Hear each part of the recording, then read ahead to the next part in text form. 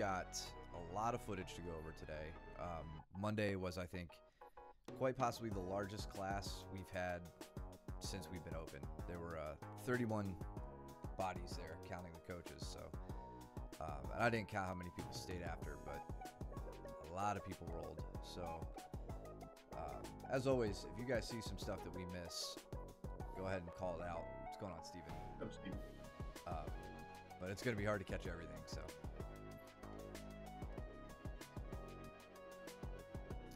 Got Daniel and Pat, Walker Boys. I didn't get to roll with Austin that night. He, ran off. He left kind of early.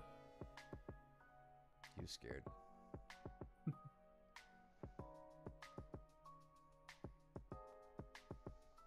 Then, is that you and Rush? James.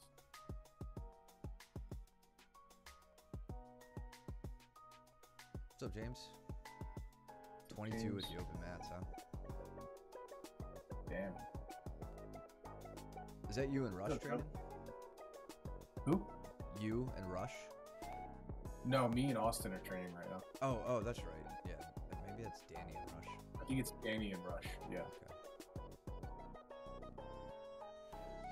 Rush told me after that Danny had his number this night, so. I'll have to watch.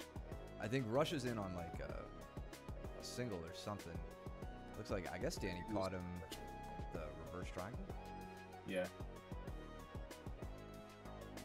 He goes ahead and he pulls on the arm there to either tighten it up or maybe even get a little bit of an arm lock there. I can't tell whether it was something like that. It looked like Danny was talking to him like you went to sleep. It's like, Oh. all right. I don't think he did. I highly doubt he did. Yeah, Rush knows.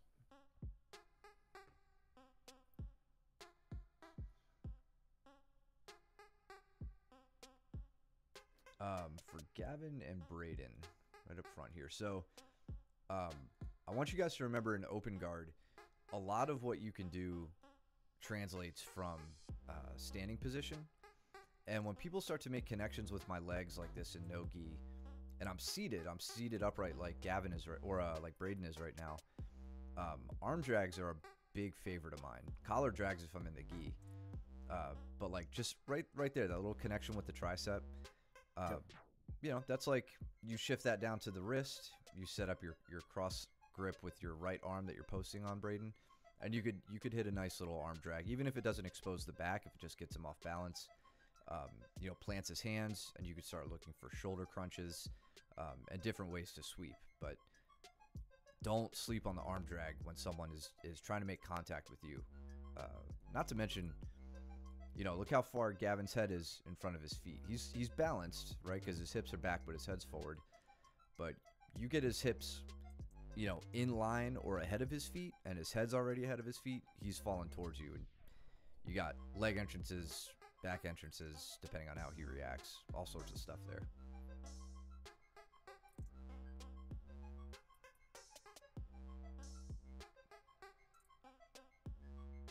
I want to see how this match between Daniel and Pat gets to the ground. There we go. And on the single. Yeah, Daniel's trying to go in for a fireman's carry, I feel like a high crotch variation, you know, like a high crotch at least. The way that he kind of shucked it back and sent his left arm through. Yeah, he didn't have any connection with the upper body, though. Yeah. Like he had committed to the lower leg, or to the leg, rather. And then, yeah, finishing it with that knee pressure like Luke likes to do. I like the amount of control Pat was using on his head here, though. Like, shucking the head. Yeah, he's very aware. Yeah. Yeah, bringing it to the center line. You know, he's, I would say, ineffective in, like, reversing it, obviously. But that head pressure is kind of where that starts. If you can't limp leg out or anything like that. And then now, yeah, it looks like Pat kind of capitulated there. Once you get your butt on the mat, that frame on the head is great. Got to get, like, to your knees and try to limp leg out, get away. Yep. You know, he's starting to let him come up here, it looks like. He also may not have had any room to try to escape from that with Brandon and Justin right behind him. Oh, we got Cole over here too by the chat. In on a leg entanglement with Jason. Just want to see how he got there. So Jason had been working on passing from top half. Cole gets a butterfly hook in and is elevating him. We're going to see this a lot from Cole tonight. Like, Yeah. just foreshadowing. There were a lot of good entries. So he's in on the standard Ashi, switches to an outside. I'd like to see him triangle his legs there. I would prefer to see people not going to outside Ashi from against a standing opponent unless they have their inside leg. So in this case, I'm talking about Cole's left leg in front of their opponent's midsection. Like, it has to be across the hip line. The reason is because there's a significant back take here, and was Kanan Duarte versus Craig Jones. This is like the nightmare, right? Like, if Jason scoops underneath the back of Cole with his right arm, he can completely flip Cole over, expose the back, and capture and go for a back take here, which is exactly how Craig was strangled in that match. Mm-hmm. And you see the makings of that too, just from that little exchange here. You could see how that could have gone wrong. If Jason was aware of the back exposure. Yeah.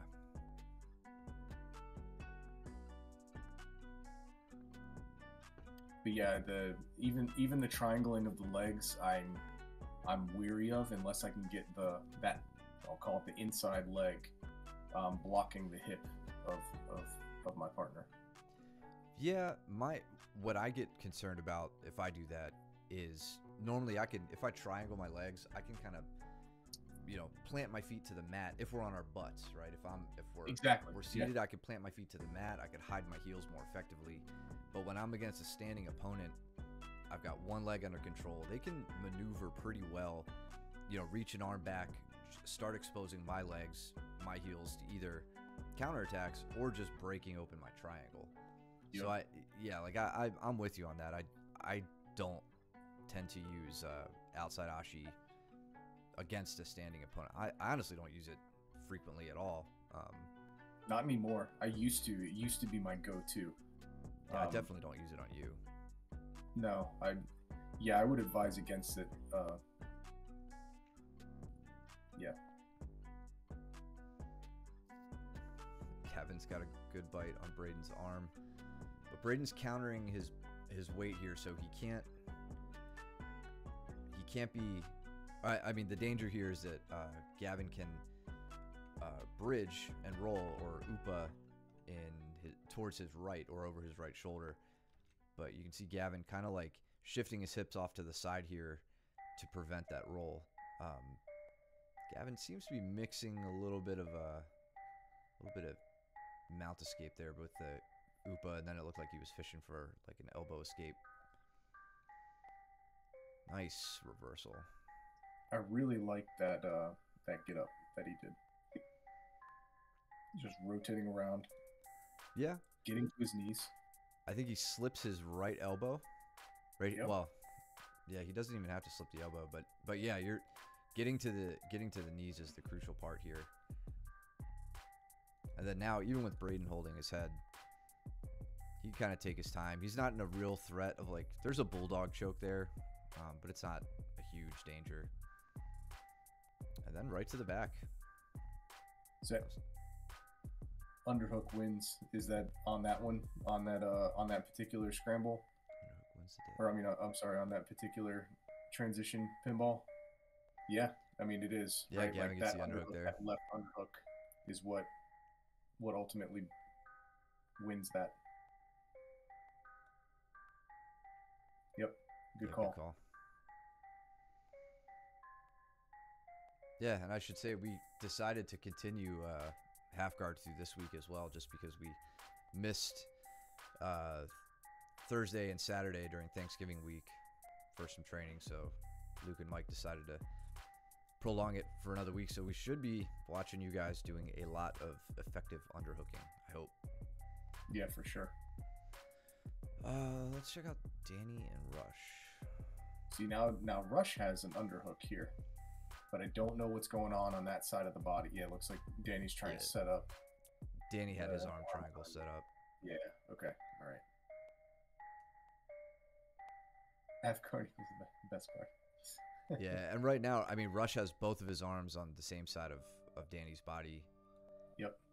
So it's either, do you want me to take your back, or do you want to leave your elbow there? And I could, right now Danny's got the underhook with the elbow above the shoulder line, and that's Danny's sweet spot. He knows how to work those. Yeah, I think this is one that like needs to get called out here, because I mean, if you look at it, if Danny wanted to pass the guard, then this is not the greatest way to pass, because Rush does technically have the underhook on the that passing side, if you will. But the reason why Danny is able to finish this or comfortable here is because he has Rush's right arm trapped against the neck. If he didn't and Rush his elbow down to the mat, Danny would abort mission, right? And he would come back to center and either try passing to the weak side or trying to get straight into a mount.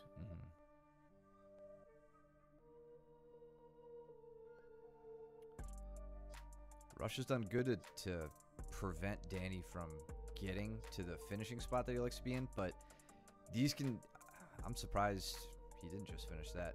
These can be finished from that top half guard position. I mean, we've even seen it in like MMA before. Yep. So you're not totally out of the woods just yet, even with that lockdown. I mean, it's tough because we don't know why exactly Rush was able to hold that out. Maybe just not a good connection with the neck. But definitely still not a safe spot to be. Just want to look back at Gavin and Braden here. They looked like they were pretty active.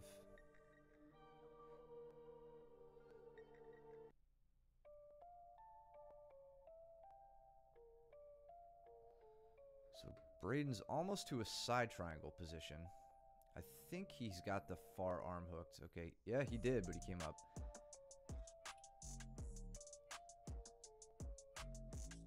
Man, if those two familiarize themselves with like the 4 other triangles besides just the standard front triangle, they're gonna be a force they're gonna make a lot of kids cry at their next competition.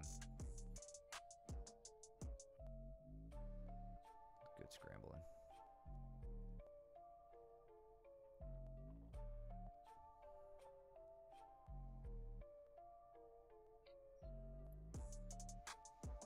Braden was doing a really good job there of flowing through like submission chains, right? Like seeing something, grabbing the arm, isolating, it was really good transition flow. Yeah, definitely.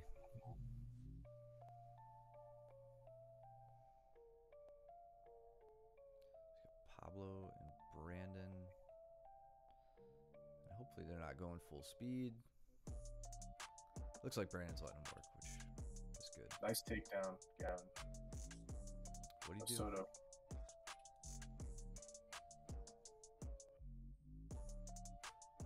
Oh, very nice.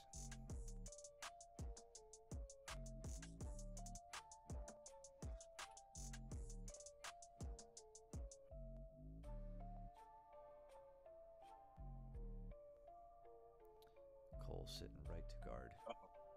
Somebody got clocked in the face. Oh, Braden?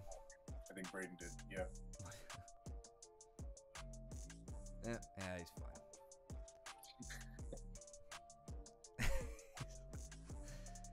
About to punch his brother.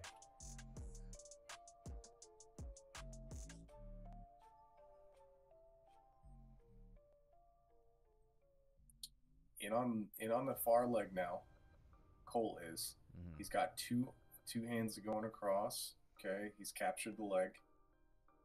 Now he needs to get the right leg out. I think he just got it like a straight or there may have just been enough of a twist on that. Yeah. So I mean, I don't. Let's see, because I think Pat's heel is caught on between like Cole's bicep and like shoulder. Yeah. So it may have just been enough for Pat to say, yeah, I don't want to fight out of that. Yep. Okay. Yeah, and good knee pressure from Cole, you know, turning down towards the mat with his knees to at least trap the hip of Pat. That was really good. I would have liked, I think you were about to say it, I would have liked to have seen this leg come out and, you know, him stepping on the hip just to the standard Ashi. Because this would be pretty easy to just scoot your hips out of and you know, you would lose control of the hip. Yep. But getting there. I really like that reinforcing grip. I know it like another small little tidbit, but I know I like to do it is that reinforcing grip on the knee that Cole had with his left hand. So he reaches under, he keeps his left hand on like draped over the knee of Pat the entire time, and it's really tough for Pat to hide the heel. That's one of the main reasons why I like to do that, is because if you grab the knee and you force it into your belly, it's a really good way for you to slip the heel under your forearm when the time comes to make the grip. Yeah. You know, and he's doing a really good job here of not letting Pat rotate out of it. Yeah. So pinball for the Mikey lock, and I was actually just talking about this yesterday with Caleb. So I'll explain it as best as I understand it. So that's going to be done from a cross Ashi position, where, so if we just use Cole and Pat as an example here, if Cole, you know, rotated 100 degree or 180 degrees in this direction and was on the outside of Pat's leg, that would put him into essentially a cross-side Ashi position. From there, if we just imagine Cole in a similar setup, Pat's heel would be in this hand. Cole would be like posted on his elbow with Pat's heel in his hand, and like the toes kind of by the ear pinching in here. So the position, like the posture Cole has right now, is similar to how we've seen Mikey Musumeci pull that off. He's just on the wrong side of the leg. But then he'd have to get the heel in the hand, and I think Mikey likes to grab the toe line with the free hand as well, and then start hipping into it. Yeah, hope that's clear. If not, I know Mikey's put a few videos, a few YouTube videos out explaining it. But you'll see, like, he would just be on the outside instead of between his opponent's legs.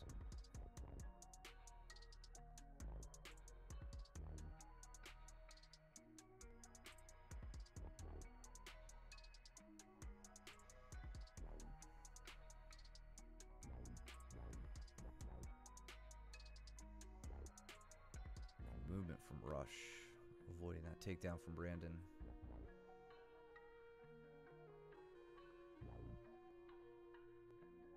Surprised more people didn't crash into other people.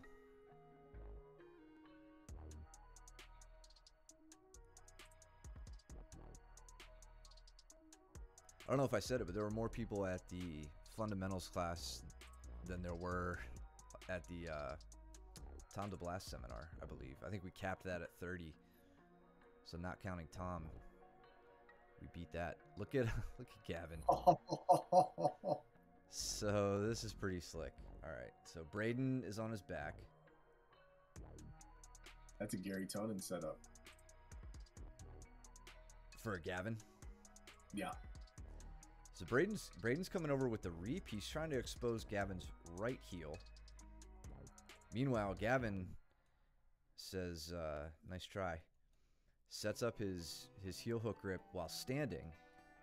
I'm very, very glad that he didn't rip this too hard, because that's deep. That's deep. That is very deep. So I just want to see. Good pressure down too. Like that was just really nice.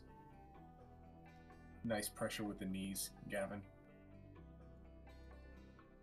there are adults on the mat at the same time as these kids who don't heel hook this good. I'm not naming names. So here's a really interesting thing about this. So Braden's doing Braden starts to roll to the left, which is the only way he can roll at this point because the heel is exposed. Mm-hmm. But look at Braden's left leg is over. It's in front of Gavin right now. Like his left leg is reaping. So when he gets down to here, his bottom leg, his left leg, is kind of trapped, which he would need to roll both of them over that leg. So like he's pretty much dead to rights at this point. He can't continue to roll through, whereas Gavin's at a disadvantage because he can't necessarily prevent Braden from rolling, but due to Braden's leg position, Braden's gonna have a hard time rolling. So now he just gets to straighten his body out, which you can kind of see him do a little bit. He starts raising that elbow. It starts taking the arms over. That was slick, man. Really, really good, guys. That was really, really nice. And Braden just wanted Gavin to know that he had his leg. Remember when you hit me like 2 minutes ago? Yeah, a lot of cheers from the audience. That's awesome. Man, it was packed. Drilling, Justin, was tough. Yeah. We did the Kimura trap. That was the last one, and that was tough. Taking the back and everything, that was crazy. Well, Justin, you were there. Takedowns, yeah. Well, we did ankle picks, and somehow it was still just like not enough room for even that. Luke was saying he had to like completely alter his planned curriculum for the evening just because of how many people were there.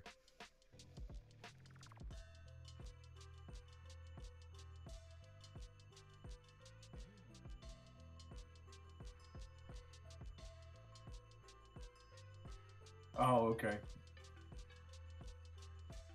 I was gonna say I didn't remember seeing you when I watched this this morning. Let's look at Luke and Josh here. So Luke's been making some of the escaping for Josh pretty difficult with this, like hooking the head, taking that kind of collar tie, high crown grip, which in and of itself isn't like he's not gonna can opener Josh right now, which would just be mean. Luke is mean, but he's not that mean.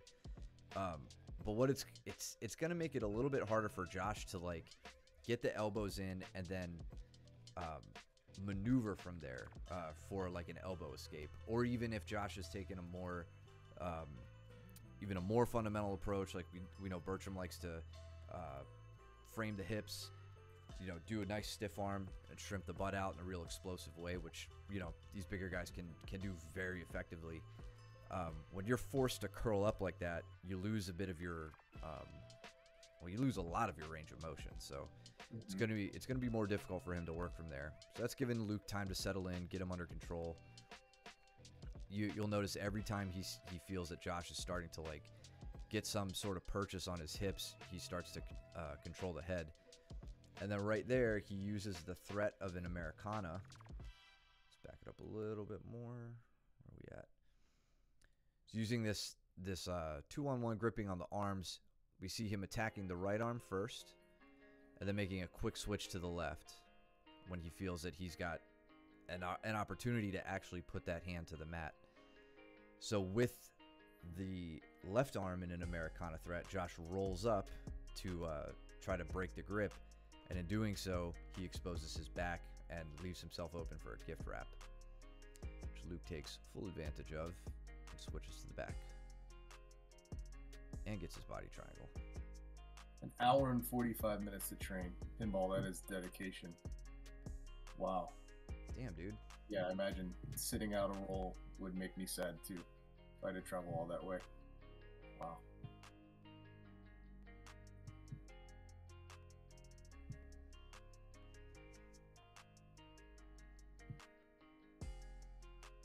Yeah, it makes me feel fortunate. I'm 5 minutes from our school. Yeah, I was gonna say I definitely feel fortunate.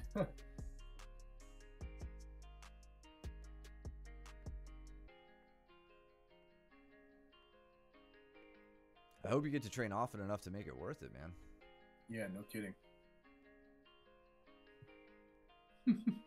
Joe. Yeah.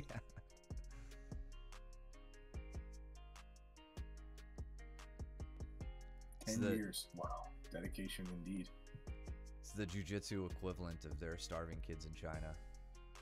Yeah. There are people who have to drive 2 hours to train. You're just a few exits up the highway.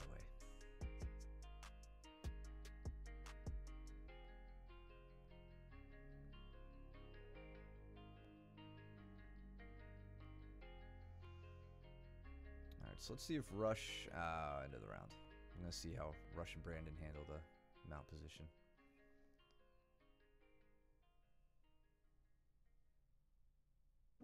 Looks like they're reviewing elbow escaping. And we got Andrew and Danny, I think. You and Cole. And the Walkers just beating each other up some more.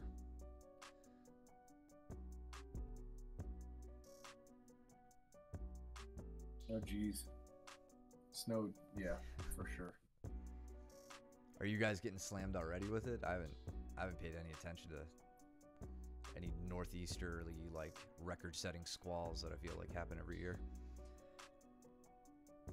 All right, Cole, what you doing? Yeah, so Cole did a really good job here. Again, scooping up my leg, and pretty much hook sweeping me into an ashigarami. Mm-hmm. So he starts out the hook sweep, but then my legs are splayed open, right? Because I'm trying to hold my balance. Mm-hmm. And then he shoots in immediately for the ashi. And unfortunately, he left his leg behind. Yeah, so his left leg that was in danger right here. in the end. Yeah.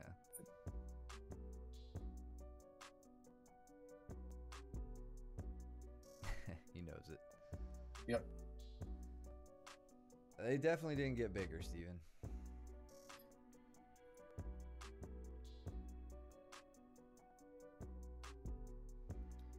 Danny with the armbar.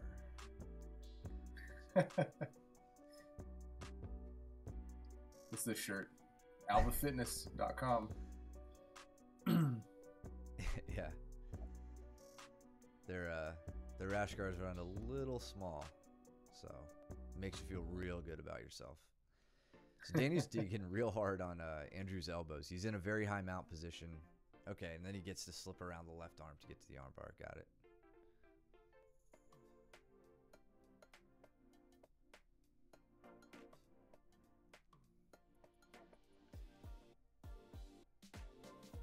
Actually, I want to look at Danny and Andrew one more time here. So from this open guard.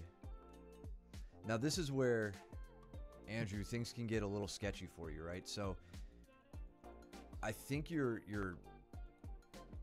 kind of have I don't know, I don't want to say a false sense of security here because, you know, you don't have inside position. I can't imagine you felt like you were in a good spot right now. But what I want you to notice here is that Danny has won all the inside position, certainly with his legs. His legs and hips are about to be between yours. But he also gets the underhook here.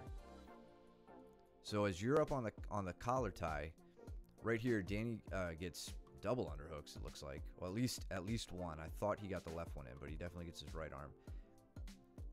And from there, he can take top position, put you on your back, and get under control.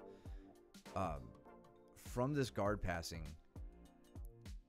I would take your time on this. Like, I don't want to tell you how to pass, like, because you're gonna like develop your own style with it and like things that you like to do. If you're gonna work this way, I'd like to see you at least getting one leg inside, in between Danny's legs. Recall what Luke went over the other day, where with this head pressure you're putting on, you really want to be like getting Danny's hand down to the mat, right? Getting Danny off balance, making him, forcing him to try to recover, and then you take that chance to get your leg inside, to do, to step around the guard, if you want to take more of a loose passing approach, whatever. But rushing in too quickly over him doesn't get you anywhere. It only, it does get you somewhere. Just know where you want to be. I hope that makes sense. It's vague advice, but I'd rather you focus more on what went wrong there than a strict step-by-step approach.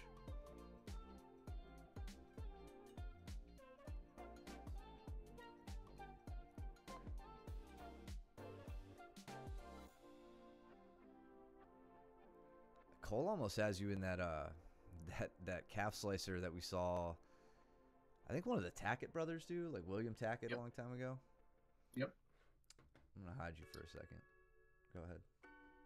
Like it was really tight, and I was telling him, he was pulling on it. Yeah. He was definitely putting pressure. I wasn't necessarily feeling anything at that time, but like you could see where my foot is. My foot is like wedged in between his legs. I actually have inside position, and I would probably at this point be attacking an inside heel hook on his left leg. So I was telling him to get his left leg in between to gain some sort of control inside wise. Yeah, and take away the danger. Yeah, exactly.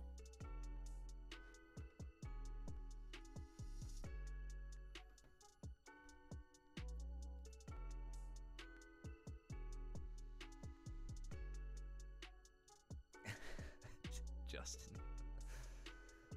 New rash guards make him look like a stuffed sausage.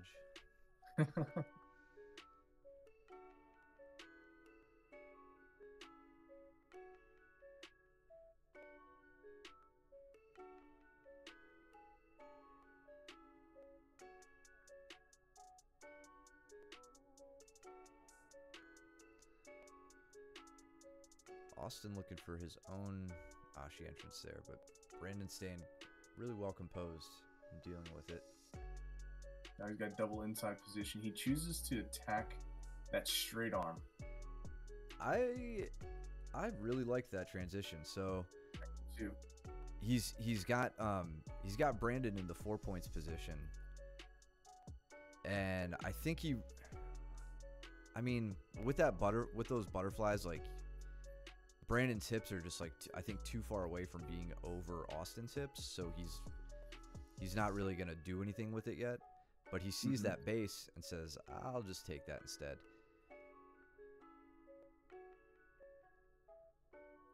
A lot of upper body and lower body switching there from Austin. Really, really good. Quick thinking.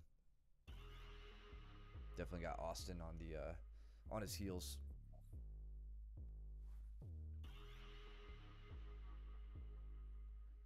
And then Danny, I think, catches Andrew here in a mounted guillotine, it looks like. Steps over. Oh, yeah, not quite. I think so. But yeah, an arm and guillotine from top.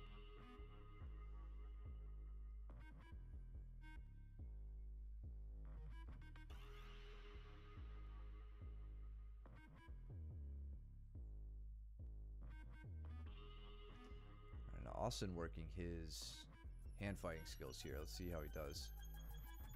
Because he already has Brandon's right arm trapped with the leg trap. Brandon's able to still use it though.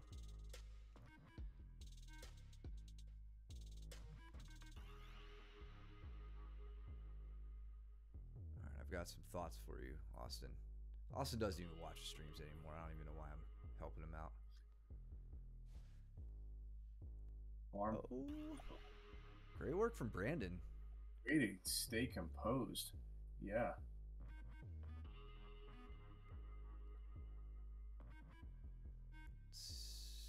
All right. Let's go back a second. So, Austin does really well here to. Okay, we'll get back to it in a second. Austin does really well. He gets his body triangle, starts stripping the hands, and he catches Brandon's arm below the pec line, which is where he can start to leg trap like he's doing right now. And this happens to me from time to time. You get your leg like at the elbow, and you think you have it under control, and all of a sudden the arm that you just took out of the equation is suddenly back in, and they're managing to reach up even though your leg is still in. They're managing to reach up and disrupt your grip. When this happens, it's not all is lost. Right here, if Austin takes his shin from down here to across and then switches sides, he's going to put Brandon into a rear triangle. So we typically drill, I think we've gone over the rear triangle in a more direct way where, you know, we talk about legs around the torso, you know, you work your body triangle, your hooks, whatever. Leg on top of the shoulder, you can work to your rear triangle. Leg over the head, you can work to your arm bar or your side triangle. But you can switch between these. So when you go to hit that arm trap, if they manage to shrug your leg all the way up on top of your shoulder, you just go to your rear triangle from there. So you don't want to get bogged down in fighting for that rear naked strangle. Not just because like the arm trap failed, but because you're also misaligned. Like you can tell there is no Austin's very far from the actual rear naked strangle here. So he's got to transition, and his leg is in the perfect spot to just hit a lower body strangle. So Austin, if you catch that, keep that in mind next time you go for that. If someone just bends their elbow and you can't, you know, all of a sudden they're fighting you with two hands again, they're not any better off. They're just putting themselves into a rear triangle position. I feel like right there. I think spot. maybe he realized it here, but it was maybe a little too late to like take Brandon over, because you want them falling into like the crook of your knee, ideally. Yeah, I do like that he was trying to transition into the armbar from that rear triangle type of a setup here. We've gone over that in the past, and he has been afraid isn't the word, but you know, like tentative to switch, right? Because you know what it's like when you think that you have a submission, and then you're kind of like freaking out because you know you got to let go of it, and you don't know if you're gonna get caught, type of thing. Yeah. But anyway, I like that he at least just went for it. That was nice. Yeah. Let's check out this armbar. Yeah, Gavin, that was a sick armbar. Okay, so Gavin working from mount. Boom. With the quickness. Let's make that regular speed for the rest of us humans. So, okay. Yeah, Braden's kind of put himself in a bad spot here with the arm being isolated. Yeah, but I'll want to point out though that he's not putting the arm on the wrong side, right? Like normally when we see the step over armbar, it's on, you know, this would be Gavin's right shoulder is where Braden would put his arm. Oh, yeah, where they step around the head instead of the body. Right, yeah. Right. But now Gavin's like, well, shit, I'll take mount, right? Like that now, and then also Gavin, beautiful armbar, no correction on this whatsoever, but you have a strangle in that position too. Yeah. You have the katagatame or the arm triangle right there. So you see how you have your left hand like going and grabbing the back of your brother's neck here.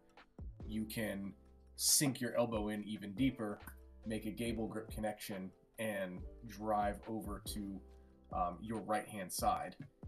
Get your hips down onto the mat, and then you set up a nice strangle. Armbar, completely viable option, and you show that here too. Just wanted to say that there's a couple of different threats that you can set up from that one instance, as well as the back take. In the back, yeah. There's a myriad of options you have. Yeah, it's great. And now into a little tug of war on the arms. Nice. Braden not having any of it. Excellent job, guys.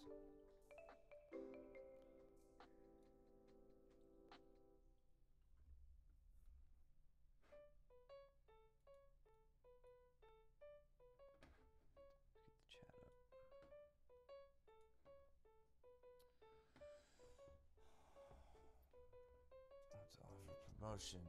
Ba, ba, ba. Jesus. Bliss, if you, I know you're a bot, but Subscribe. if you subscribe for a tier 3 sub, I will go to dogehype.com.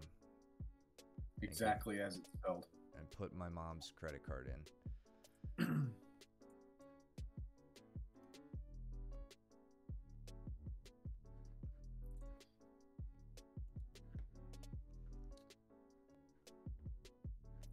do I get that out of the chat? Let's get rid of this guy. Keep an eye out while I figure out how to get rid of this.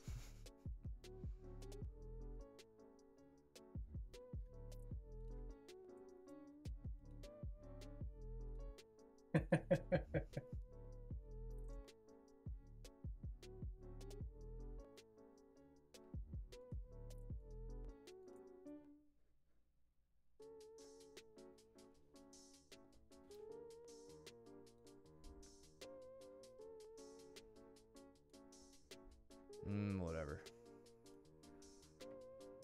I'll figure out how to edit chat later.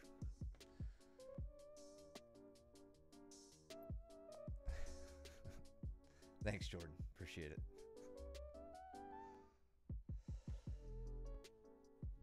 All right, so we got you and Braden, me and Brandon.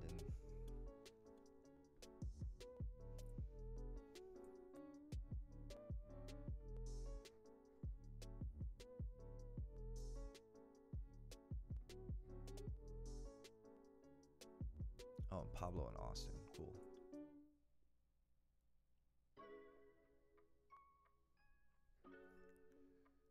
What did Braden just do?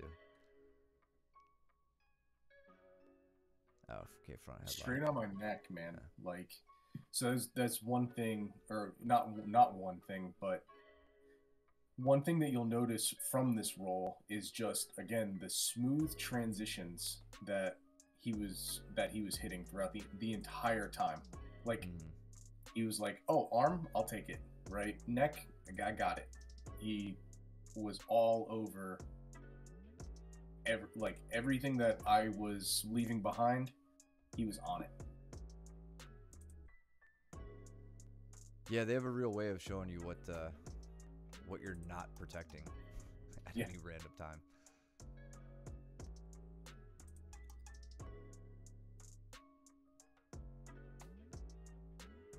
Austin going low.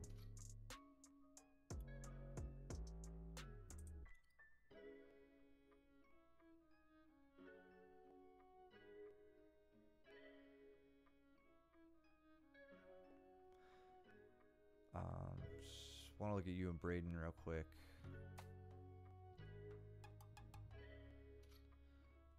I feel weary about his position here just because he's kind of given up the underhook. And I mean, I don't even want to say he gave it. Like, it looks like he purposefully went for an overhook here. And started kind of climbing up your body. But right here, Braden, if Mike was treating you like he treats me, he'd barrel into you here and use his left arm to set up a body lock, or his right arm to like connect to his left arm and set up a body lock and kind of take you backwards. I just want you to recognize what you're giving up there with that overhook position, and the fact that Mike's hips, at least for a second, and really the second that counted, Mike's hips are higher than yours. That's normally a more advantageous spot for your opponent if his hips are above yours. So keep that in mind. But he doesn't care, and he just takes your back. Yeah.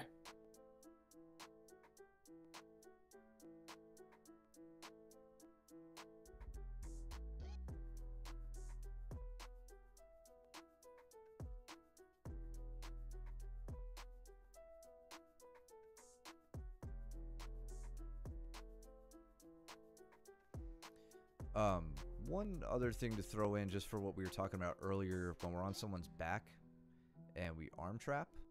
So look at Brandon and I here against the wall. So I'm working my arm trap. I get my handy dandy, cross side grip on his arm. I get his hand below his pec line. I get my leg over. This is partially just because my legs are short, but I also find I find it helpful to cross up over the ankles or across your ankles over the arm. If you can't get the arm, if you can't like pull their arm behind their back with your leg, this is a perfectly viable spot to be. I'm digging in, so my leg that is directly over his arm, in this case my right leg, is always the leg on bottom. I'm digging that into his stomach, and I'm reinforcing it with my bottom leg, or whichever leg is free. That's gonna make it, I think you guys could tell, it's probably gonna make it a lot more difficult for him to get his arms up in the same way we saw it happening with Austin when he was rolling with Brandon. Even if he does, I could still switch to the rear triangle if it comes to that. But just using both of your legs can be a way to prevent that too. You do give up the body triangle though, which not everybody is willing to do.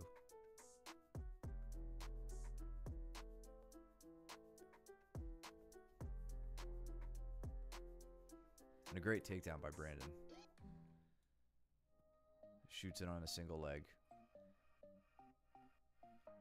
And that was, I mean, that's the finish we saw Nicholas Marigali hit on, I think, Rafael Lovato Jr. in their first match at Who's Number One before the ADCC rematch.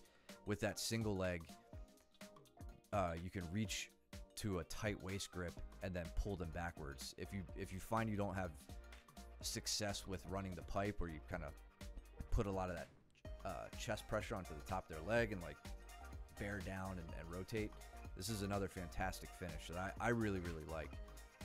I'm a big fan of anything with a tight waist typically, and applying it to a single leg is really useful.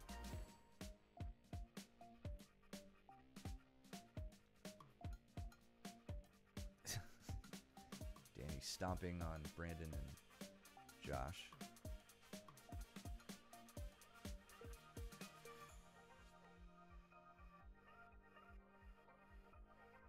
And Brayden just triangled you. That was a very solid triangle too. Like from mount. So it comes around, but he's driving his hips up that whole time. I was looking for that while this was going on, right? So like he doesn't try and like drag me down and and pull me down to the mat. He's actually elevating me with his hips. That makes a triangle like exponentially tighter. Yeah. And just a really good execution of a triangle, and of course, not being able to lock it up all the way wasn't an issue because of the way that he was actually scissoring his legs back and forth. It was a really good triangle.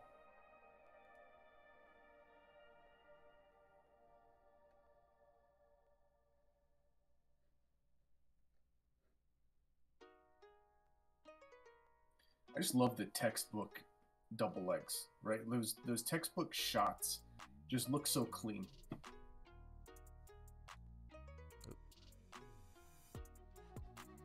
Circle, circle, circle. Head into my head, right? Into my neck. And then just passing my arm right over. Just a clean shot straight into the legs. Yeah, it was some good wrestling.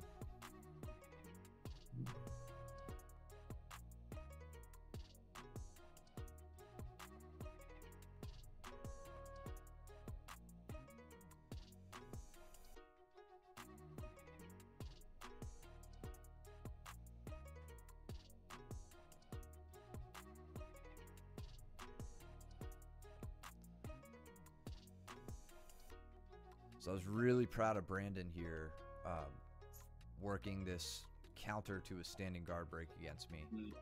So as I go up, he goes really deep, like elbow deep onto the leg, and I knew he wanted to hit this, so I wanted to see just the smoothness of his execution. So once he got that inside leg down, up and over the back, breaks me down in that direction.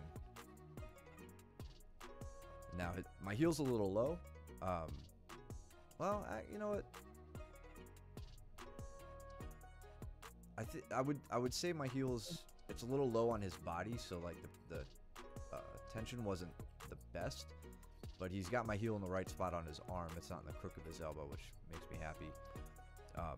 This really could just be a matter of him like bringing his head closer to my hip or to his knees in setting this up, not straightening his body out too early in setting up the heel hook. But either way, really, really good reactions.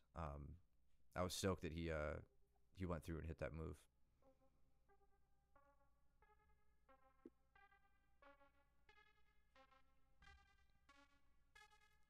Braden's like, I'm gonna pick you up, put you down.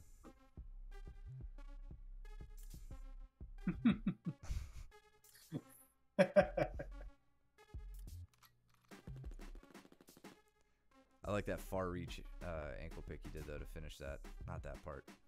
Right here. Yep. Really good driving into it.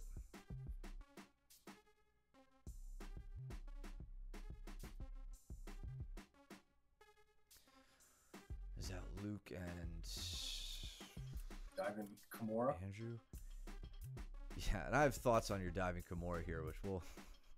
That was the first one. The second one, I just want to touch on when we get there.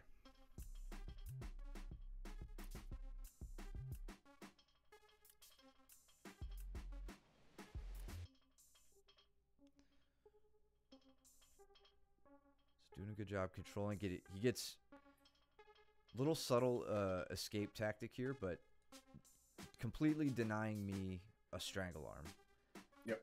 So when I've got my strangle arm in here, I'm working that with him. He's 2-on-1 on the strangle arm. And then he'll slip his arm. I guess I kind of give it to him there. But like the main point I want to make is when you get that strangle arm under control, if you can pummel your arm inside and turn it into an underhook, and they just have 2 underhooks, you no longer have to worry about your neck, and you can shift your focus down to opening up the legs, misaligning your hips, misaligning your shoulders. We're already at a point where Braden is misaligned, at least in the upper body. So once he loses that strangle arm threat, he could shift focus fully to actually escaping the back.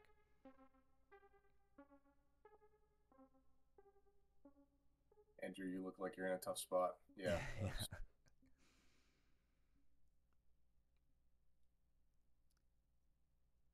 So Luco's side control attacks the far arm. Just seeing what kind of reaction he's going to get from you. Yeah. Yeah, and he's happy to be in north-south. He doesn't mind that at all. Hip sync super low. He's just waiting you out. This is a slow burn choke. Yeah. Does not have to set in quickly.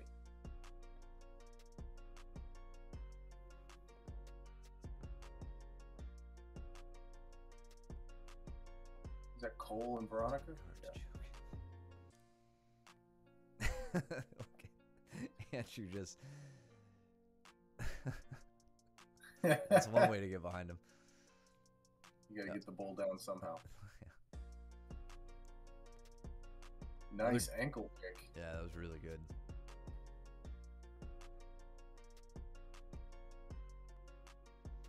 I feel like we got to go over guillotines a little bit more. You're doing a great job setting up and finding the guillotines. I feel like we're pulling on top of rather than putting pressure down with the shoulder. Yeah. Let's shore that up a little bit, Walker twins, because both of you were hitting them. Both of you kind of gravitate towards the guillotine naturally because you're very aggressive and very good at the stand-up game. So we should hone that in. Yeah. Nice. Yeah, I really like that. You just kept me going. It's just such a nice flow with it, right? Yeah. Like, yeah, it's great. And then again, another triangle. I didn't realize he had already triangled you. If I knew that, I wouldn't have let him done it. I would have fought a lot harder. I mean, he was on fire that night. Yeah, that was good. Not that. Wasn't on fire there.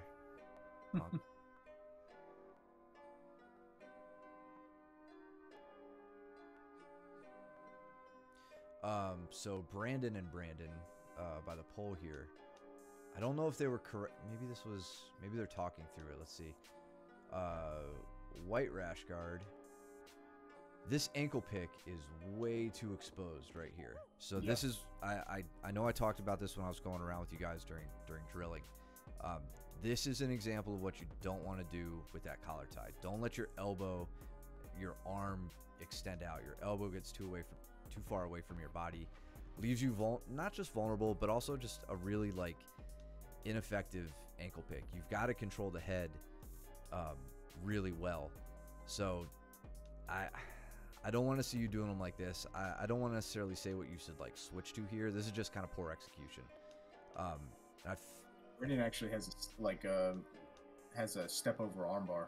Yeah. From that position, he can swing his left leg around and basically start looking away in the same direction as Brandon, that white shirt Brandon, look in the same direction, and then capture the arm and sink in a nice armbar. Yeah. I feel like the Walkers probably would have done that. I know Kurt's boys would have done that. Kurt's boys love that step over armbar. They were doing it last week. Yeah, totally. But then he redeems himself here. Watch the elbow now in relation to his level change. It all goes together. That's what I want to see from an ankle pick. And I don't know if that was, corrected, if they were just going over that. So I won't criticize you too hard. Probably drilling, I would imagine. Yeah, I hope so. Or if Brandon, who got taken down, maybe noticed that and called it out. That was good. Yeah, feedback. He's being a good partner.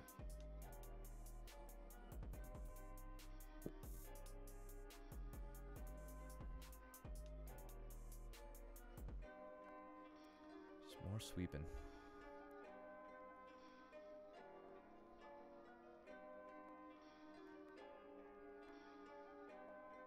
Okay.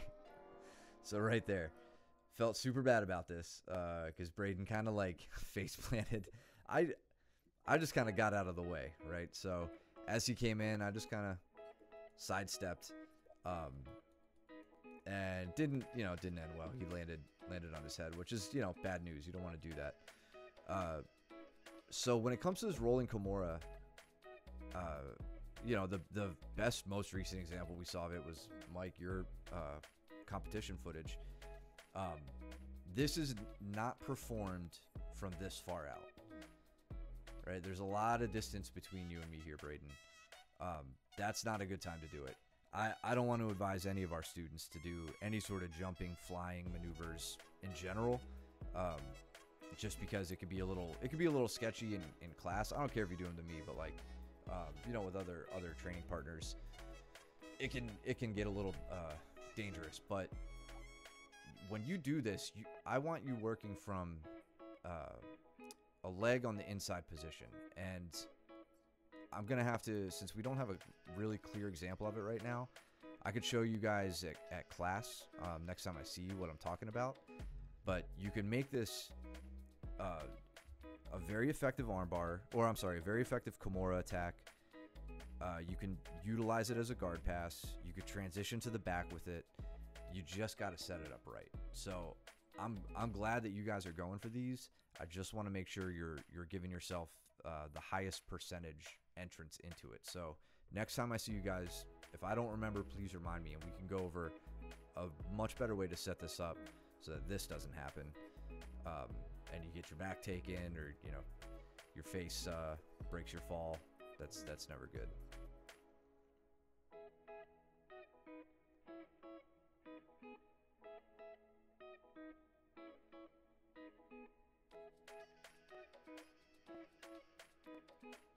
Great heel. Belly down starfish with a massage. Yeah, good rolling through on that, Braden. Honestly, like, when this happens, it kind of sucks, 'cause if you can't slow me down and we just, like, if this was competition and we rolled out of bounds, I might get a penalty, but you're not going to get your sub, which is the worst part of it.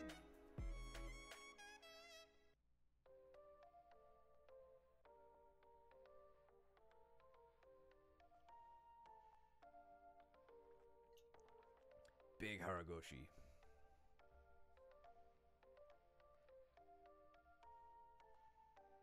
And actually, one other point there, Braden, just keep in mind, you know, you're not totally out of danger here just because you're like, you're on a very good angle, and you've got, you know, control over my hips, but this angle's equally good for me if I have the right grip. And I've got this like over the back grip. I think guys are calling it like octopus guard or something now. Really? I think that's what Craig called it in one of his recent instructionals. Interesting. But yeah, this is, you know, as you could tell, I still have control over your upper body. I just have to get you going in this direction, and I could, you know, block your legs, take them out from underneath you, and make you look silly. That is why if you duck under, we always went to the triceps grip. Completely kills the Haragoshi Uchimata. If you go for the duck under, go for the tricep grip on the... Oh, to pop underneath and go underneath? Is that what you mean? Or... Oh, because are you saying it prevents this grip? Is that what you're saying? Because if you go under with his right hand, he would grab your left tricep. Right hand, left tricep. So this hand, instead of at the waist. Oh yeah, to reach through Gotcha. And grab. I understand. Yep, that makes sense. Okay. I'm picking up what you're putting down. I like it. I'll have to play with that. Because, yeah, I do... She can't turn it off. Yeah, it's... I don't know. I feel like a lot of guys end up getting, like... They leave themselves vulnerable there, and I'm trying to... I have some success with the Uchimata, but I want to try to work the Haragoshi in a bit more. It's a little bit easier on people my size, of which there aren't many. But I don't want to be left open to it, so I'll have to play around with that and just change my grip around. Thanks for the tip, man. Yeah, thank you. Always nuggets. Yeah.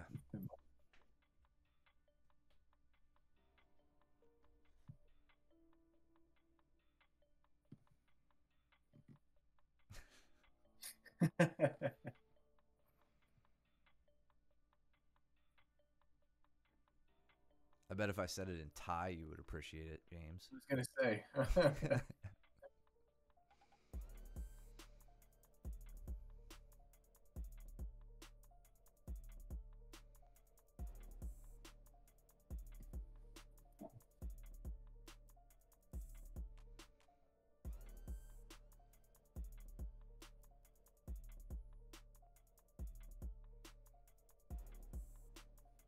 Ooh, Danny sharing some of his secret sauce with Jason here about how to make that standing clinch pretty miserable.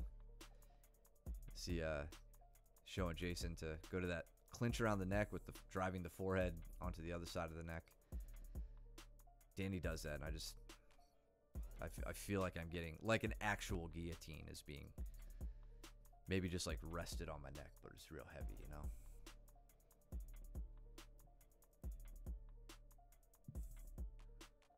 See how Cole handles this.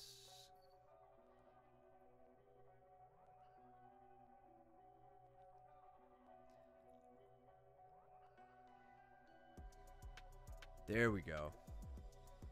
I feel like that's what something I struggle to get across to you guys is like that shimmying foot step to load some tension onto the leg so that your knee can slip through easily. Like Cole's walking his foot up. See how he's going like heel toe along the mat?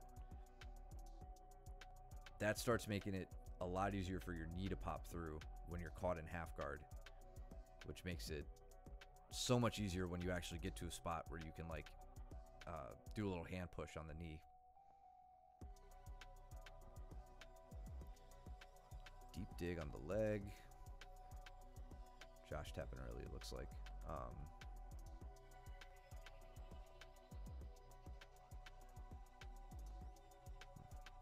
Couldn't really see what happened there. I think just a lot of stress. When Cole grabs your leg like that, he puts a lot of inverted pressure on your knee, right? Yeah. Trying to make it bend the wrong way, True. just so that you don't clear the knee line. So I think there can be a lot of stress there, and especially for someone who's weary of the leg locks, it's good to tap early on that one. Mhm.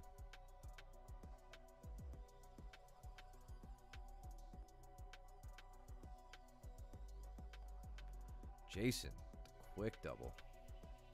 Danny with the reroll. Just want to see Jason's setup here. Let's slow it down.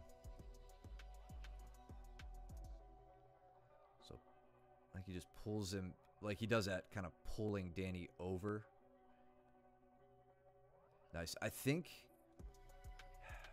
this is me being picky and also like not being an amazing wrestler. I feel like if Jason lowered his level a bit more, rather than like putting a lot of the strain here on his back to like lift this up and finish it, kind of dumps him on his butt. I'd like to see him shoot that knee. So shoot his do a penetration step. The left leg. I want to see that left knee hit the mat and break that pane of glass rather than staying planted. It's not. I'm not going to say it's essential, but like a finish like this is going to take a lot more out of you. Not to mention your hips are also higher at the finish, which Danny takes full advantage of here. But if you had lowered your level a little earlier on and like cut your angle and finished it, you may have been able to prevent this reroll. Just my 2 cents.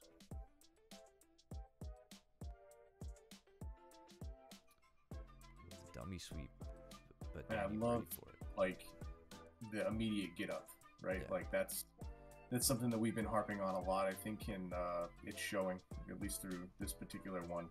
We don't want to rest on our laurels that we put somebody on their butt. We want to get up and take advantage of that.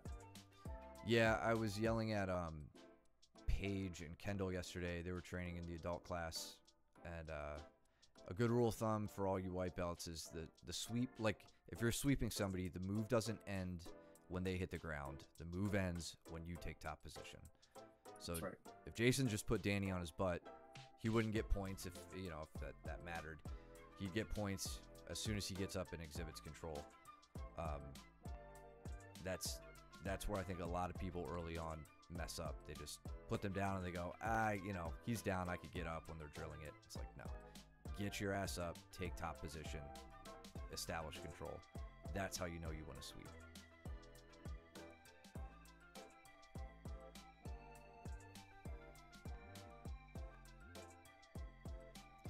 Cole laying some steady pressure on from top half.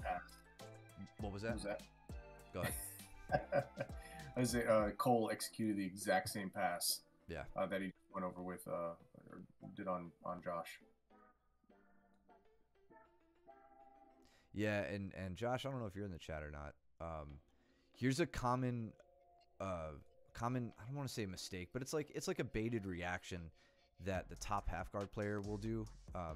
You stop falling for it after a while, but from here, with Cole being on his right hip, you might be led to believe that a big bridge will take him over. But in order to bridge, you have to unlock your legs. In this case, your right foot is going to have to plant for you to get a good bridge on your hips. But when you unlock your legs, Cole just steps out. So he doesn't do the same thing here, but right here is a huge vulnerability. I'm sure you can see now. I just don't want you to get caught in that too frequently. That's like one of the easiest passes to give away.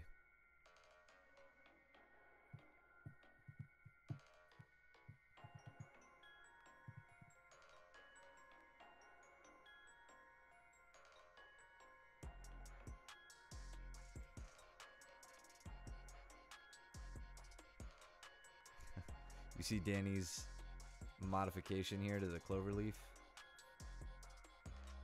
So I guess, yeah, this is Danny's in a strange position, actually.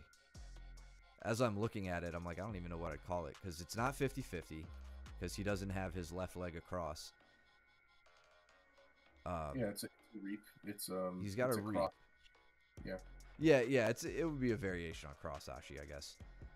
But he sets up the cloverleaf here, but I don't like he doesn't have the good enough angle to get the knee bar finish. I mean, Jason's knee is bent, but then watch what he does.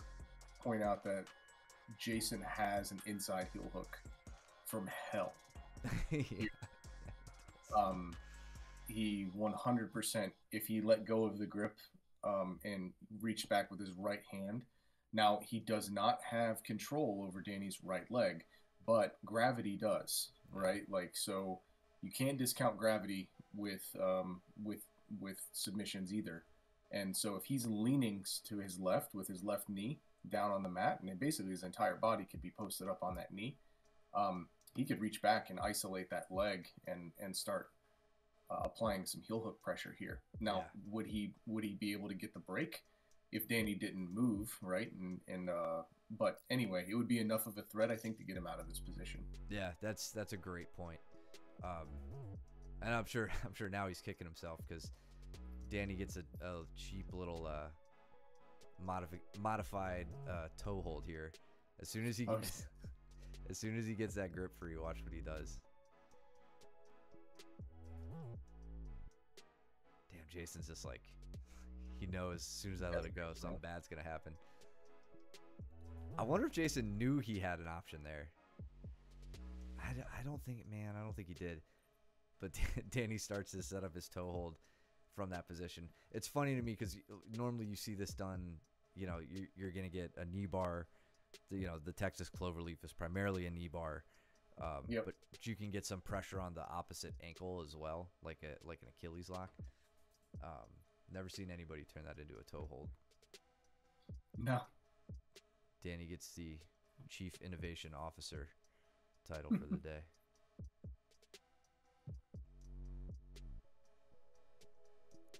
But yeah, Jason, if you watch this, man, take that as a sign for your, you know, any leg lock shootout you get put in. Start to think about, you know, slow things down. Start to think about how you can counterattack from there. Well, now I have, Steven. Yes, thank you for the insightful commentary.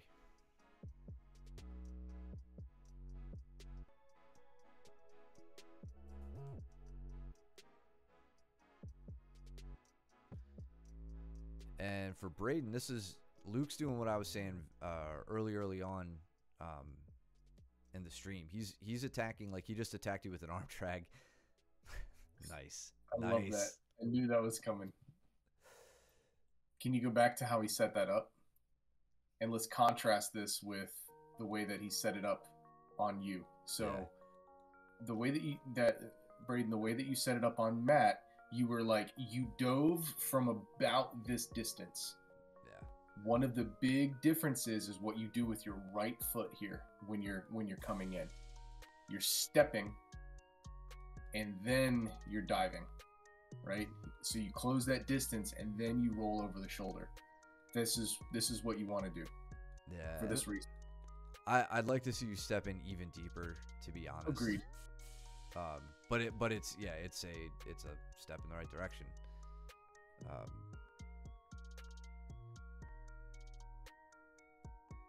Let's see what Luke does with it. Luke. Okay, cool. Pin in the arm with the shoulder pin. He's trying to get into the triangle. Side triangle. Side.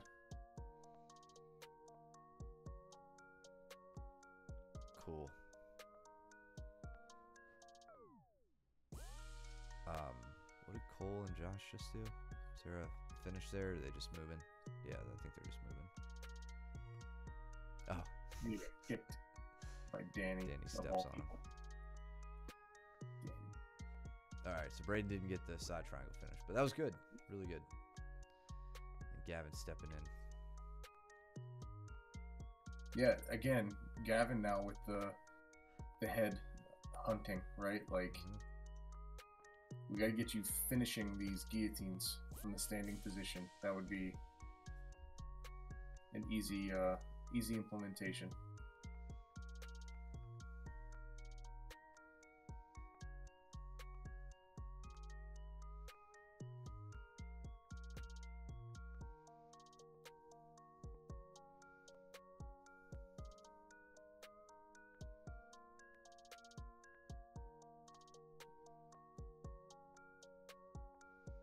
Good heel hooking attacks.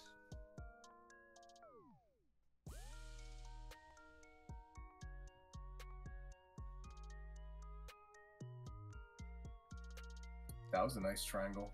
Yeah, what he did really well with this, I don't think I tapped to the triangle. I think I tapped to the armbar. Because like I loaded up the. Oh, good. That's awesome. Good feedback from him. It is. He normally never tells me when. Yeah. Like, no, I have to hear his ankle break like celery before I get any feedback from Luke. But yeah, so from this triangle, or well, not even this isn't the triangle entry yet, but I loaded it up here. I'm typically gonna just like do a heavy pass around the corner. He immediately triangles the leg, but then starts attacking the armbar. Tightens up his triangle, goes back to the armbar. So like I think I complimented him on that. That was a dual attack that he was doing there. And just like your brother, Gavin, like I want to call out the hip engagement, right? And like how you're driving your hips up into the triangle, where I see so many people trying to pull people down into the triangle. And while it might seem, and I think classically it's been taught that way, to like pull people in close, right? We want to pull in the head. Engaging your hips up into the triangle is very, very tight. And anybody who hasn't tried that before, I strongly advise at least trying it and see if you can get I would venture to say you're going to get tighter finishes or even quicker taps from doing it that way. Yeah, it makes it more difficult for them to pull the head out too, to like turn and pull the head and arm out. If your hips are sagging on the mat, you're giving them too much of an opportunity. It's the same thing with like that top lock position, what leads to like the Dead Orchard style armbar, all that stuff. You gotta have your hips engaged.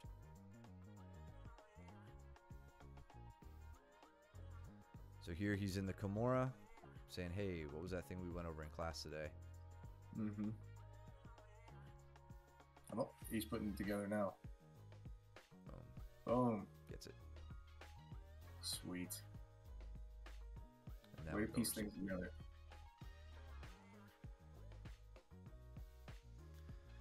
And then, so we haven't talked about Daniel yet, but he and I were chatting last night, or no, I'm sorry,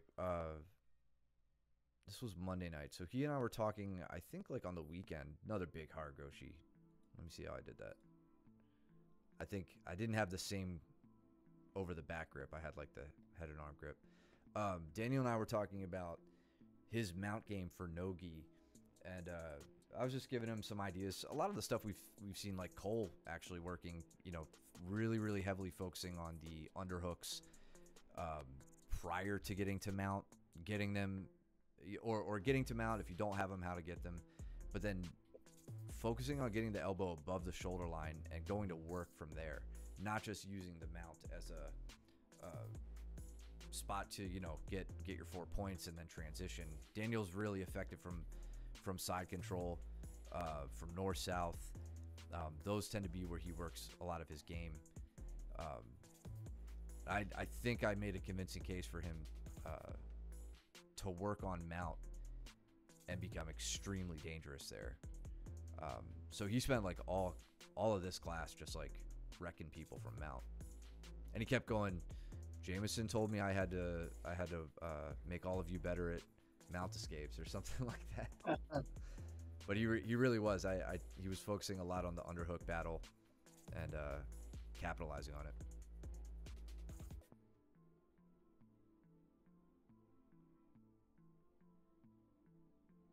Good roll through on Cole. Let's just look at how he... So Daniel working from the lockdown position. Let's see how much he uses. So he turns hard this way. He's got the underhook. Dives back through and then captures Cole's heel to his butt on the free leg, which isn't so free anymore. Maybe he doesn't use that. There he goes. Now he goes through with it and continues the roll. opens the legs to get his knees pointed to the ground and take top position. No, I haven't. I really want to. That's Roger's bread and butter. Yeah, and I'm admittedly not as well studied in a lot of his past matches, but that was such a critical part of his game. And it's weird because like guys like him and Gordon, they're these tall, strong, long-limbed grapplers who are phenoms. That's not to take away from any of their like true athleticism and academic approach to the game, but like they set such good examples of what you can do from mount, like at the best, highest level. It would definitely be worth studying some of that. I wish we could watch old footage on this. I just feel like we'd probably get a copyright strike from somebody. Yeah, we'd have to break it up into like mini segments. Yeah. Very clever.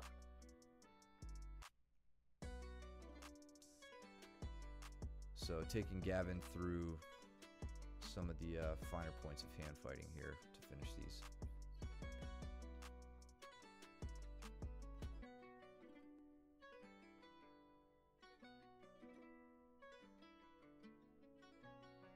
Danny was going over Darce finishes with Braden and then Gavin.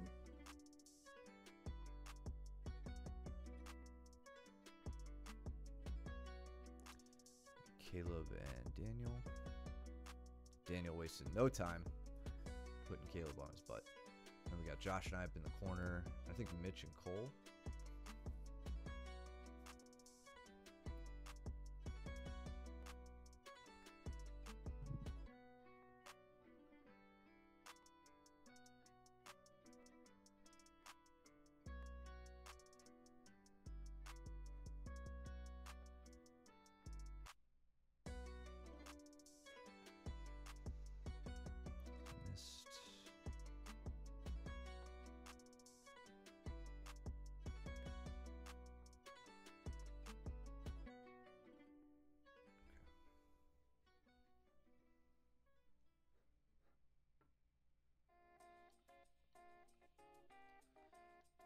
So Daniel getting him out, but he doesn't have his underhook yet. And he's got his leg trap. Looks like he's trying to work on that.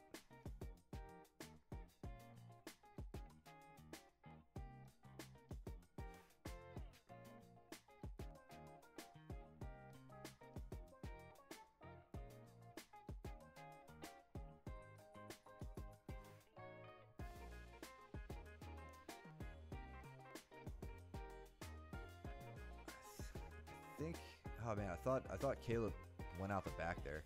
What? He had deep double unders on Gavin there. Another slick transition, like caught me slipping on the leaving my arm out. Takes full advantage of it. Straight onto the neck.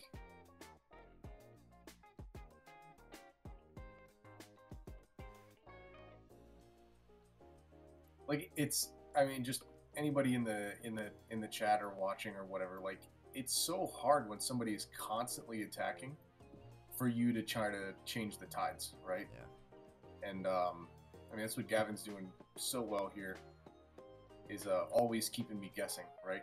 It's how can you fight against something like that?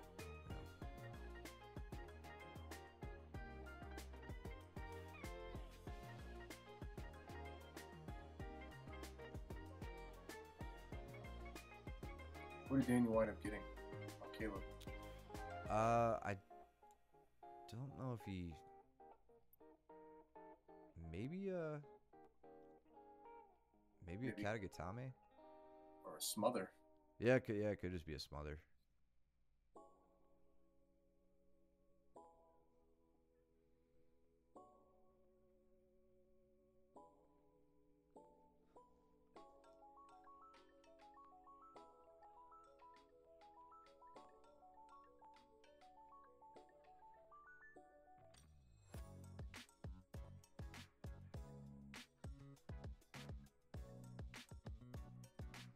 doing a lot to keep Josh off balance here. He did a great job there of getting beneath my ankles, but the whole lead up to that, just notice I'm working that open guard game we show you guys, right? They're trying to get the leg by. Hard to uproot those redwoods he has that he calls legs, but it'll keep him moving and hopefully keep him from establishing a good grip on me. That time it didn't. And then I was talking him through how to break me down from here. So just like I talked about a few streams ago, getting that right knee in, right? Start pointing it towards the hip. I didn't tell him to go for the power half on this one because he was already pretty high up and he had some good shoulder pressure on my head. So I just said, drive your shoulder into the back of my head, start sagging really heavy, and try to pull me over that way. It's a bit more brute force, I think, than like using leverage like you do on the power half, but it works sometimes.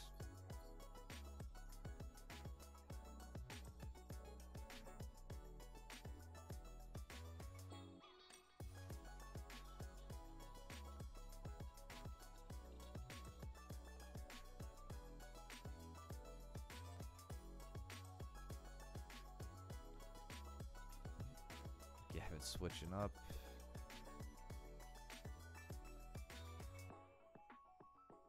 Oh, all right. So Gavin, right there. The only reason that, or like not the only reason. One thing I think you could have done. It looked like you were about to do it, but like fish that arm inside, and then go to like Mike's Achilles heel in the crook of your elbow. I feel like that would have been enough to break that connection to the ground, you know? Oh, yeah. You mean to take me hands down to the mat? Yeah. Because it looked like he wanted to go that way. And yeah, I was telling him to go the other way. I was telling him to try and put me back on my back. I haven't called out anything from Justin tonight, but he up here by the TV fire extinguisher, he gets a great double under on Danny, a double underpass, stacks Danny super well.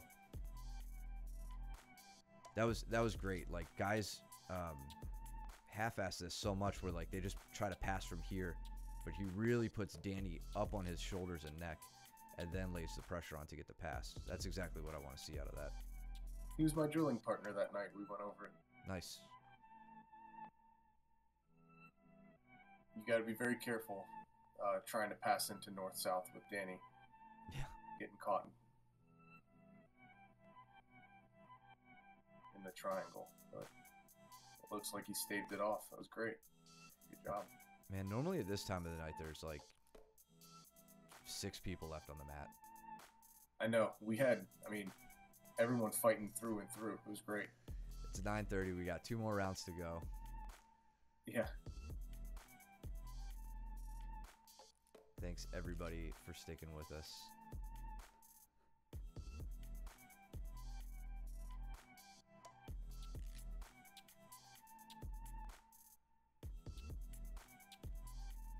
Andrew and Jordan. Then Luke and Jason up in the corner there.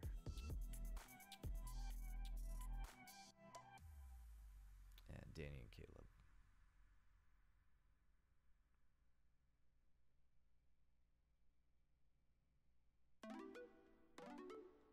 There's that heel grab.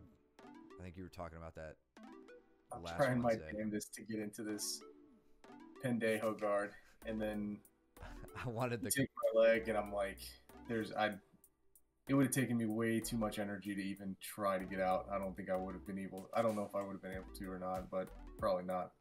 I wanted the cry angle here so bad. Like right here, I purposefully tried to slip my left leg back underneath.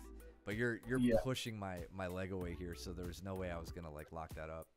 But for just like a flash of a second, I was like, oh, this would be sick. But then yeah, this was just switching over into the knee bar. Yeah.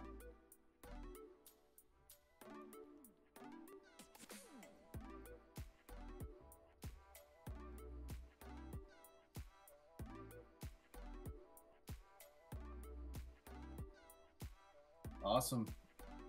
Good luck, boys. See you Monday. Yeah, let us know how the tournament goes. Hope you guys kick some Absolutely. ass.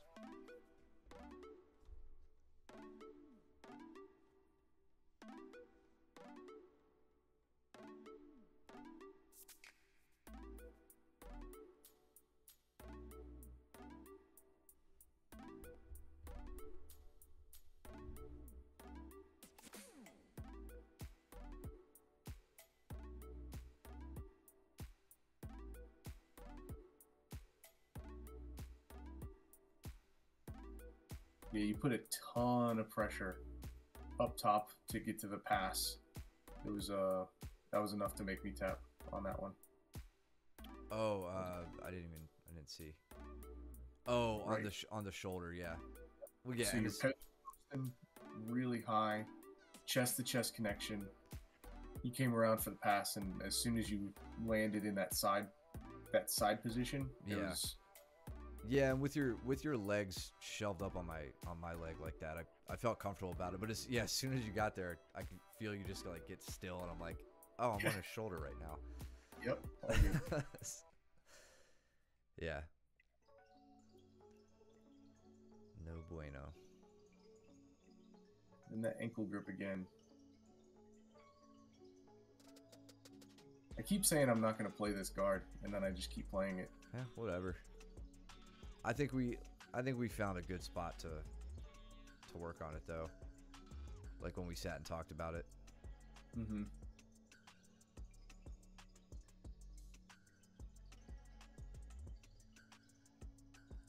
I am finding that leg switch happening though. That's one thing that I'm starting to get out of this.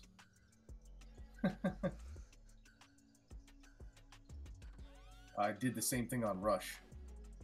So I attack that near leg with that false reap, Mm-hmm. and then I find that posted leg. The left leg is what people post up on, Mm-hmm. and then it's an easy switch over to that far leg if I can't get the reap in for whatever reason. Yeah. Right before that heel hook entry, could you do that reach round octopus guard?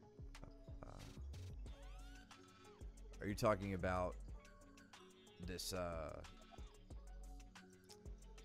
it from? Oh, I think from this.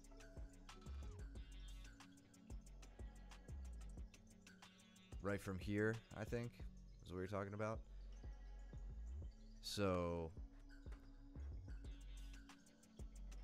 rather than going for this, for like that backside entry, I think, yeah, this is what Steven's talking about. So like right from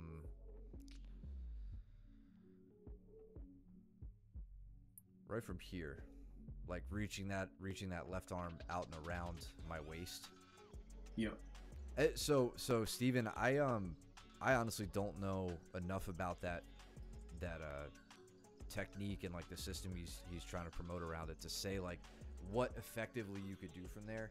It seems like it is like he's using a lot of that as a wrestle up approach. Like it's not necessarily. I don't think I'm talking way out of school right now. I don't think it's necessarily to set up like leg entrances or anything like that. But if he, I'm just picturing Mike. If you did that reach around octopus thing around my waist, and then went like knees down and tried to heist up, you'd basically be putting me down and coming I agree. to top side control or top half guard, depending on how our legs are tangled up. Yeah, I feel like I want to play with that once my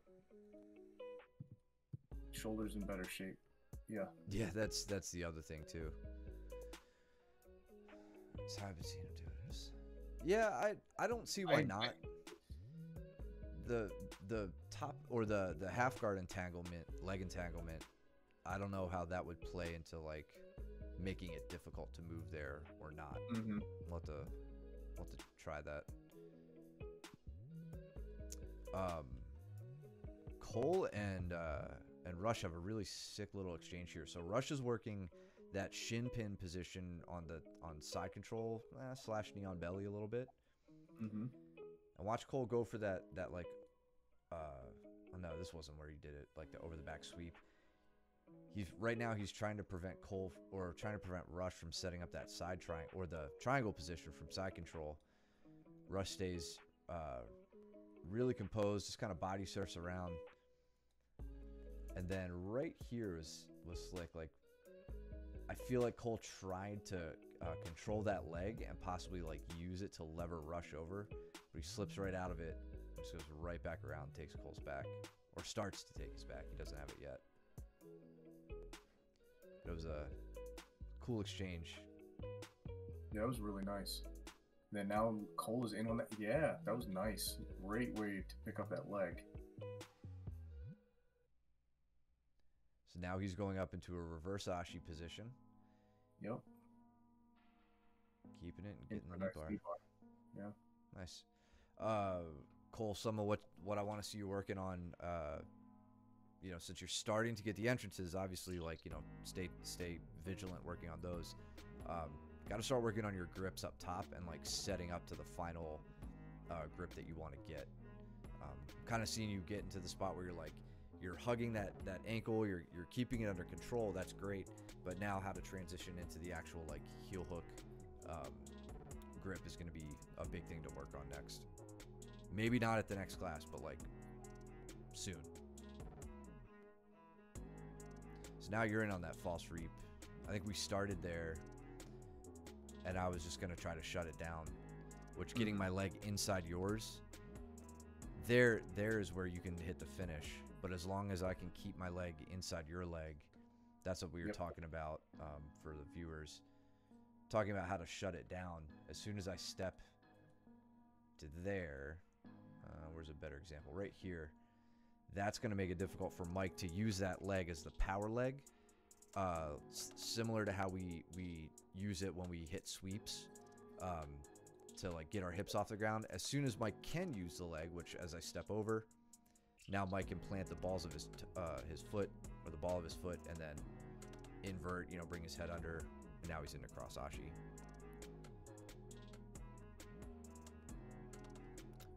What happened with Rush? I have to play with that more. I don't know.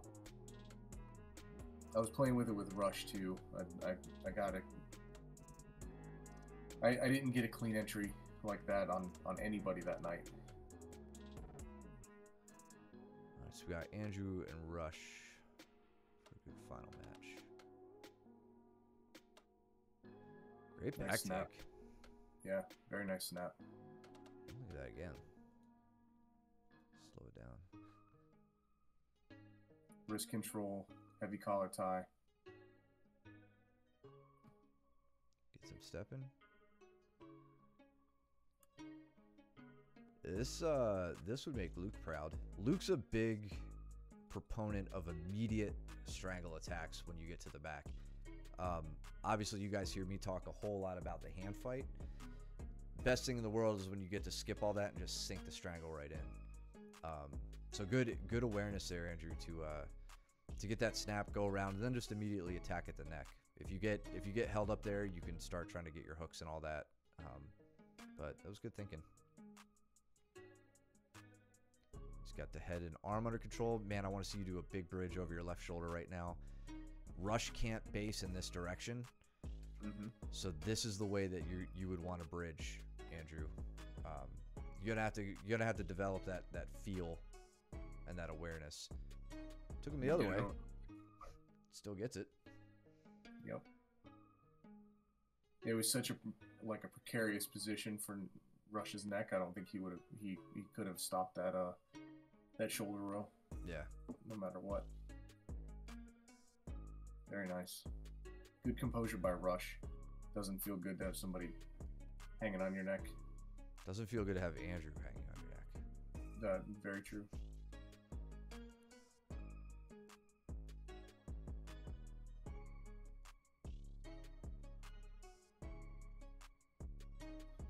And then now, Andrew, you seem like you're in a controlling spot, but this is where a lot of guys can get caught having their back taken. If Rush manages to slip his head out, then it's bad news for you. Let's see what happens. Okay. So you didn't get your back taken, but you got swept and your guard passed.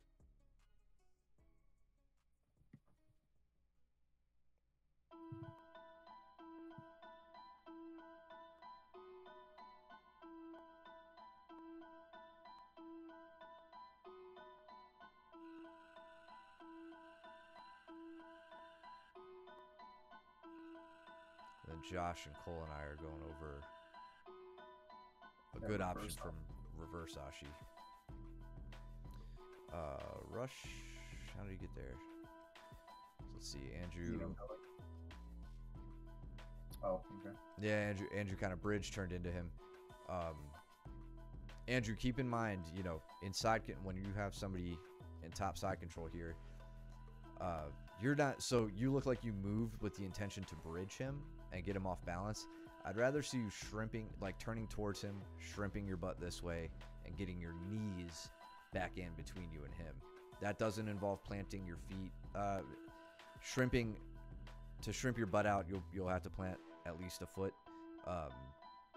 But I don't want you committing both of your feet to the ground, hitting this bridge, and then now Rush just kind of gets to step over you. You could tell this is kind of ineffective from here. So shift your thinking more towards getting your guard back by getting your legs in first.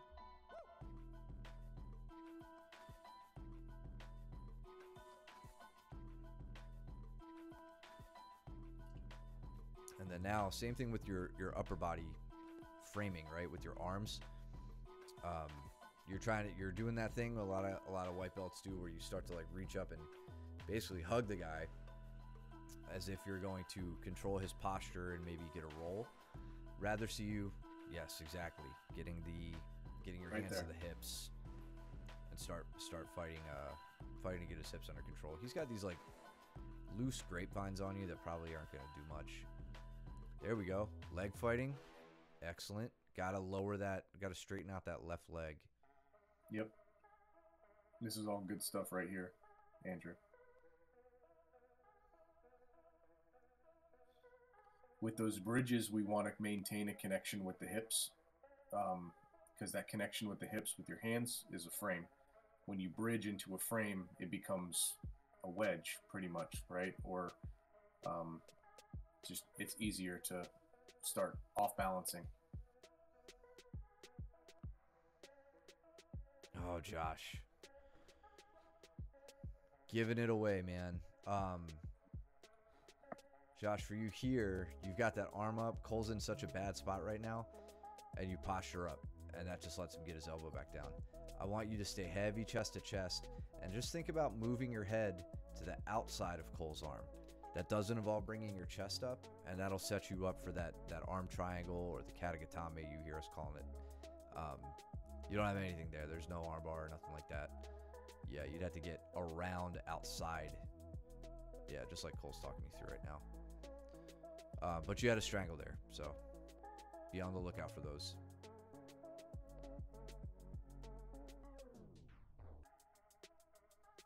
Man, this is the longest stream we've done. Fitting, though, for a huge class. Yep. And damn, everybody put in a lot of great work. Thanks again, everybody. Yes, thank you. For anyone still in the chat sticking around. We appreciate the viewership and the support, all of our followers and lurkers and subscribers and all that stuff. Let's see, tomorrow is Thursday, so Luke will Thank be you, going Pat. over more gi half guard, right? Is Luke Half teaching guard. or are you teaching? Luke, as far as I know, Okay. he hasn't asked me. Yeah, sad you missed it too, man. Looking forward to having you back. Yep. In any case, you know the whole deal. Subscribe, follow, support. Subscribe at YouTube, video, blah, blah, blah. It's late. I'm done. Trim your nails, do your laundry. Don't be stinky. We'll see you guys at class. Take Yep. it easy, guys. Later.